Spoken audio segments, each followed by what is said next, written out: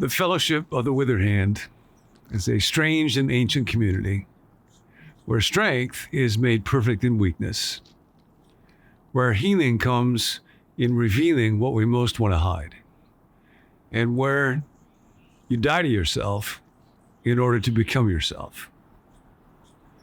It is a phrase that I've used to describe that community of us who have gathered online and in conversations in a lot of different ways over the last several years. And when folks have become part of Become New, as we've gone along, they've sometimes wondered, what does that phrase mean? Where does it come from? So we're beginning a series today to unpack it. And we're going to study together, what does it mean to be a part of the Fellowship of the Withered Hand? And what I want to do today is tell you a story about where it came from and what we're going to look at over these next weeks together.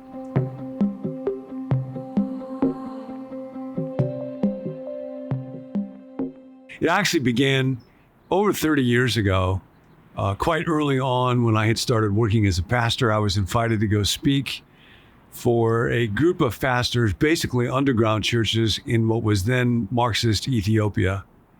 And I was invited to go with another pastor. His name was Paul. And we were there for a couple of weeks, but primarily for a conference that would run from early in the morning until late at night. We would tag team. One of us would talk for an hour until exhausted, then the other one would take over. And this went on for 2 days. And on the final night, Paul talked about this story of a man who had a withered hand. And it's so important that it was told in Matthew and in Mark and also in Luke. And Paul talked with that little group. I don't know, there were maybe 20 or so pastors of churches that were persecuted. The church was basically illegal.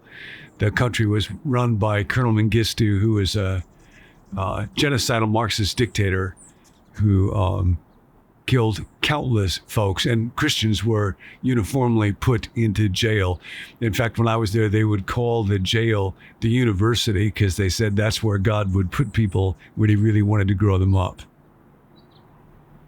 On the last session, when we were all together, Paul told the story.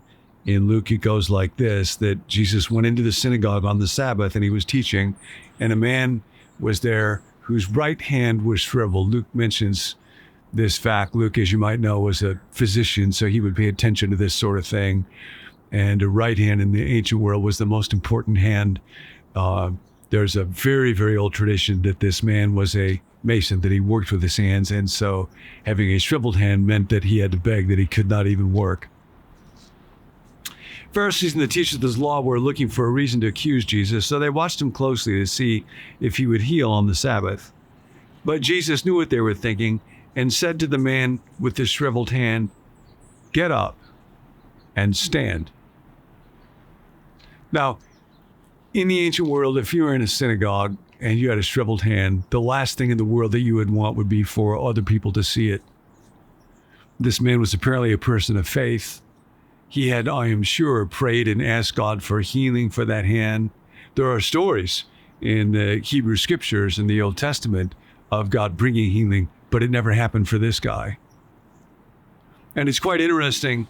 Most often, when people receive a healing from Jesus in the New Testament, it's because they come to him and they ask. He didn't even ask. We don't know why.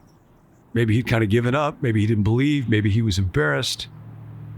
Most likely, if you're in a setting like that with a bunch of religious people, where folks who carry a stigma, people who have some kind of physical deformity, often were not allowed to go into the temple. That's the last place in the world where you want anybody to see the stigma that you have, the deformity that you feel like you carry. He most likely would have kept that hand quite carefully hidden. And then Jesus tells them to get up in front of everybody. And then Paul noted Jesus says to the man, "Stretch out your hand." He asked the man to do the one thing that man cannot do, that he had tried to do 1,000 times, but for some reason, his mind, his will, his neurons don't work right. And Paul began to say to those of us in that room, that's what Jesus calls us to do. That's what Jesus calls you to do. That's part of the life that we're called to. He does not ask you just to do what you can, what any human being in human self-sufficiency is capable of doing. He asks you to do the very thing that you cannot do, to forgive the person that you cannot forgive, to be the kind of friend, the kind of man, the kind of woman, to correct the kind of fault that is beyond your ability, to live beyond your anxiety or beyond your depression or whatever it is. Do what you cannot do. And the strangest thing happened. When Paul began to talk about that, and we were coming again to the end of 2 exhausting days, people began to do what the man in the story did. They began to stand up and confess their inadequacies and their weaknesses and their faults. And they talked about being jealous of one another's churches or one another's families or one another's gifts or one another's ministries. They talked about the fear, what they had lost. They began to weep. Now, Paul didn't ask them to do any of these things. This is another indicator of the fellowship of the withered hand.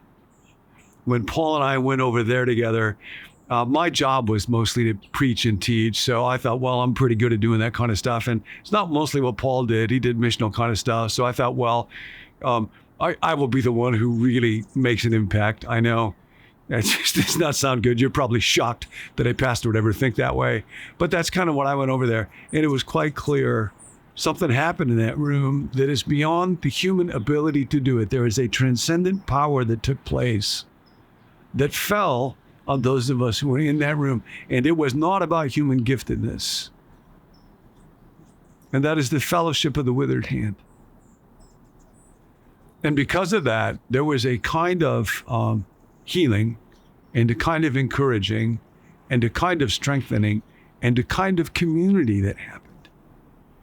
And what was remarkable is it's a story that happened 2,000 years earlier when that man was in the presence of Jesus, and he did the very thing he did not want to do. He exposed that of which he was most ashamed, most defeated, felt most inadequate, most weak, and all of a sudden he was given power. And then 2,000 years later in Ethiopia, it happened again. That is the fellowship of the withered hand. When we meet, and instead of pretending and, yep, I'm okay, and my life is basically fine, and I have all the strength that I need, and I'm gifted, and all that, yes, garbage that I tend to live with, and maybe you do too, when that somehow gets put aside and we're given for a moment the grace of desperate need, which then leads us to embrace reality and get real with each other, then power comes, then healing can flow. We see it in things like addiction. I can't, he can.